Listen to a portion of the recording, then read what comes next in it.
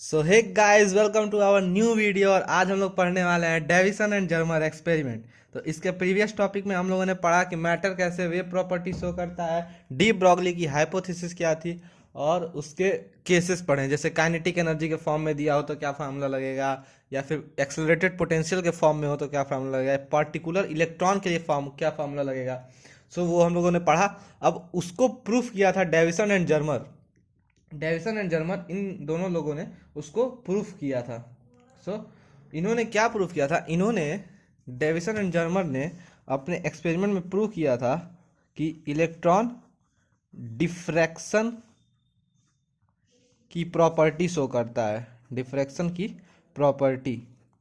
और डिफ्रैक्शन किसकी प्रॉपर्टी है? वेव्स की। सो डिफ्रैक्शन की प्रॉपर्टी को शो करता है इलेक्ट्रॉन, और उसके कारण इलेक्ट्रॉन वेव नेचर को शो करेगा। तो हम लोग इसका एक्सपेरिमेंटल सेटअप देखते हैं। एक्सपेरिमेंटल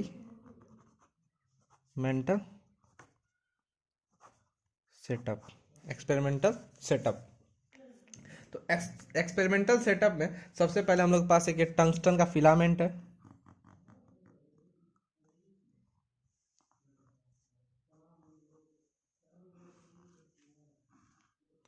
टंगस्टन का फिलामेंट जो कि एक बैटरी से कनेक्ट है। इसके ऊपर बेरियम ऑक्साइड की कोटिंग है। बेरियम ऑक्साइड की कोटिंग। और यहाँ से इलेक्ट्रॉन निकल रहे हैं। आगे आप लोग को मालूम चलेगा ऐसा क्यों। और ये है आपका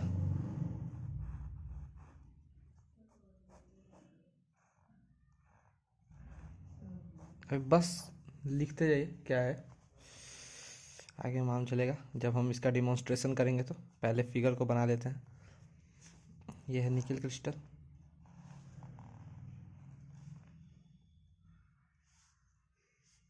और यहाँ पे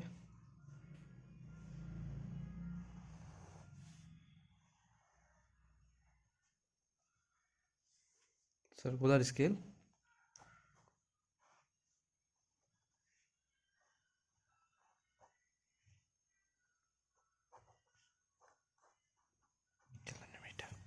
ठीक। तो ये है होल सेटअप। अब इसमें क्या काम है? तो सबसे पहले ये है टंगस्टन का फिलामेंट। Tungsten filament. तो इसका काम क्या है? ये यहाँ से गर्म होगा एंड इस बेरियम ऑक्साइड की जो कोटिंग है इसके ऊपर, बेरियम ऑक्साइड की कोटिंग। सबसे पहले तो बेरियम ऑक्साइड क्या होता है? बेरियम ऑक्साइड एक बहुत ही अच्छा इलेक्ट्रॉन एमिटर है, या फिर ये कहा जाए कि इसका जो वर्क फंक्शन होता है, वर्क फंक्शन क्या कहा जाता है? वह मिनिमम एनर्जी जिस पे इलेक्ट्रॉन निकल जाए। तो इसका जो वर्क फंक्शन होता है वो बहुत कम होता है। इसके कारण बेरियम ऑक्साइड की कोटिंग की जाती है, क्योंकि इससे इलेक्ट्रॉन एमिट कराना बहुत आसान है। और यह जो बैटरी है ये लो टर्मिनल है।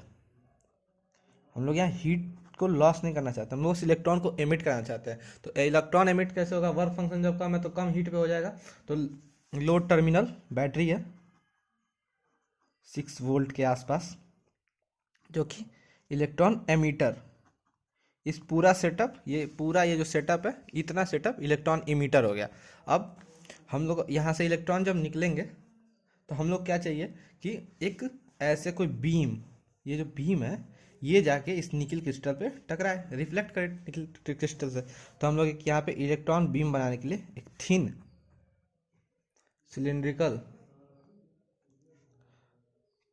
सिलिंड्रिकल फाइन होल रख देंगे।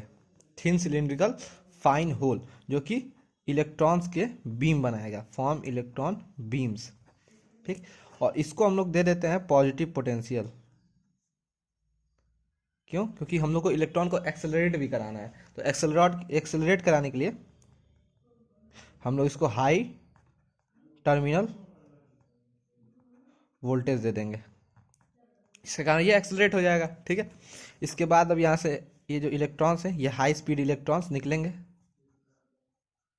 और इस पे टकराएंगे निकल क्रिस्टल पे। निकल क्रिस्टल क्या करेगा? निकल क्रिस्टल का काम क्या है? तो nickel crystal as a reflector use हो रहा है। बस ये इलेक्ट्रॉन के बीम्स को रिफ्लेक्ट कर देगा, एज अ रिफ्लेक्टर यूज हो रहा है। यहाँ से रिफ्लेक्ट हुआ इलेक्ट्रॉन, कुछ ऐसे पहुंचेगा। अब चलिए, पार्टिकल हम लोगों ने पढ़ा कि अगर रिफ्लेक्शन होगा, ये चलिए प्लेन मिरर मान लीजिए, प्लेन मिरर से रिफ्लेक्शन होता है तो अगर यहाँ से जितना आएगा उतना यहाँ जाएगा। पार्टिकल नेचर ये होता है कि यहाँ से जितना आएगा उतना यहाँ जाएगा। बट हम लोग को क्या मिला कि हम लोग ये है सर्कुलर स्केल, ठीक है, और ये है मूवेबल डिटेक्टर जो मूव कर सकता है, मूवेबल डिटेक्टर, और ये सबको जानता है गैल्वेनोमीटर, ठीक है, जो कि करंट डिटेक्ट करे। तो हम लोगों ने क्या किया कि इस स्केल को यहाँ से यहाँ तक लेके गए, यहाँ से यहाँ तक ऐसे इसको मूव कराया।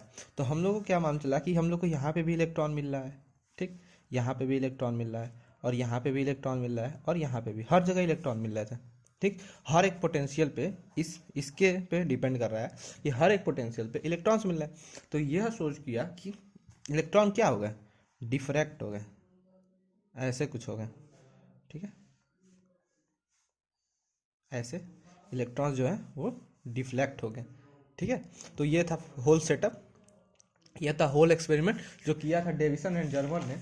एंड इसको जैसे बोला जाए तो इसको अगर लिखना हो आप लोगों को तो ऐसे लिख सकते हैं कि in the Davisson and Germer experiment there consisted tungsten filament. सबसे पहले हम लोग इसकी बात करेंगे, ये सेटअप में पहले इसकी इलेक्ट्रॉन एमिटर की।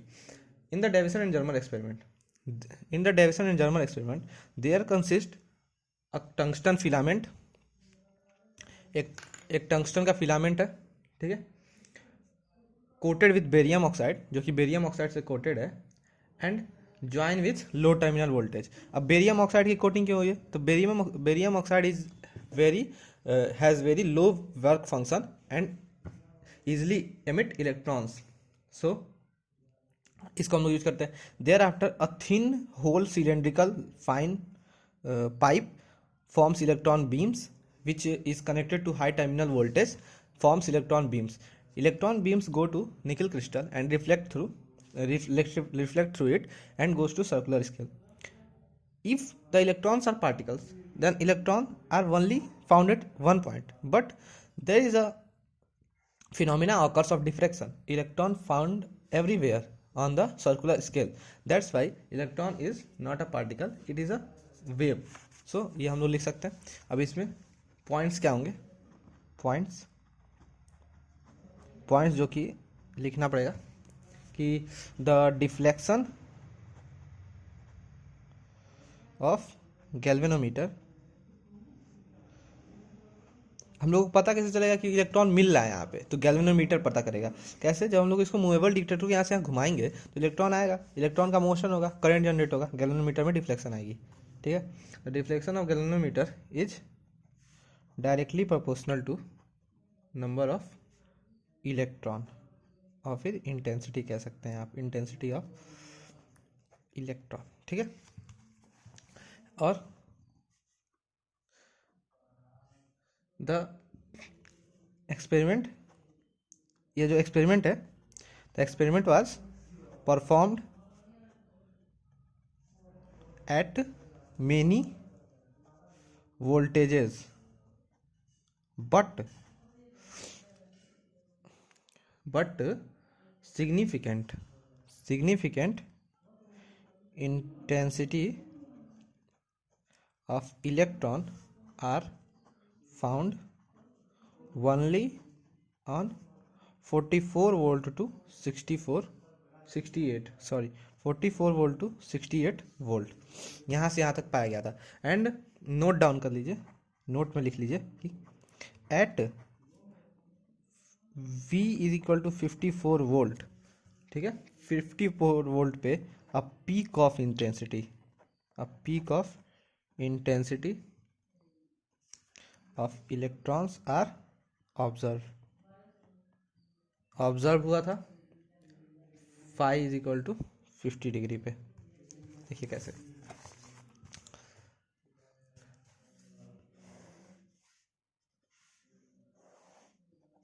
ये है इंटेंस क्या वोल्टेज, ये है फाई, ऐसा कुछ ग्राफ मिला था।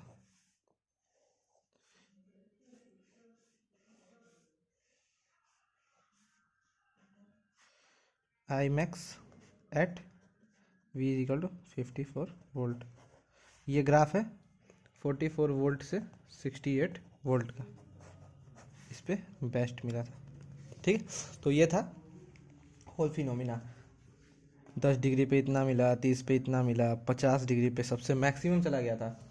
ठीक है, तो इसका मतलब क्या हुआ? इसका मतलब ये हुआ, इस ग्राफ का बनने का ये मतलब हुआ कि जहाँ जहाँ इलेक्ट्रॉन्स का constructive interference of waves, constructive interference show हो रहा था, वहाँ वहाँ हम लोग को इलेक्ट्रॉन मिल रहे थे, और जहाँ जहाँ नहीं हो रहा था वहाँ इलेक्ट्रॉन नहीं मिल रहे थे। तो for crystal constructive interference, crystal के कंस्ट्रक्टिव इंटरफेरेंस के लिए ब्रैक्स लॉ स्टेट होता है। आउट ऑफ सिलेबस टॉपिक है ब्रैक्स लॉ। ब्रैक्स लॉ क्या कहता है कि 2d sine theta is equal to n lambda. अभी आप लोग को सिर्फ इतना ही जानने का है कि 2d sine theta is equal to 1 lambda. अब देखिए डी क्या है? डी क्या है? Distance between two atomic layer. Sine theta क्या है? थीटा क्या है? Angle between incident wave and atomic layer और इंसिडेंट वेव के बीच का एंगल है। एन क्या है? ऑर्डर ऑफ मैक्सिमा है, एन लैम्डा वेवलेंथ है, और ये है ब्रैक्स लॉ। यही था ब्रैक्स लॉ, ये था ब्रैक्स लॉ। ठीक है, order of maxima, Bragg's law. So हम लोग कैसे कह सकते हैं कि इलेक्ट्रॉन एक वेव है, उसका तो वेवलेंथ होनी चाहिए इलेक्ट्रॉन की, तब हम बता सकते हैं इलेक्ट्रॉन एक वेव है। तो एक फॉर्मूला हम लोगों ने पढ़ा था कि lambda is equal to 150/v। ये हम लोगों ने एक फार्मूला पढ़ा था, lambda is equal to 150/v। हम लोग कह रहे हैं कि एट 54 वोल्ट सबसे अच्छा मिल रहा है। ठीक, lambda is equal to root 150/54, और lambda is something equal to 1.67 angstrom. ये आ गया इसका वेवलेंथ।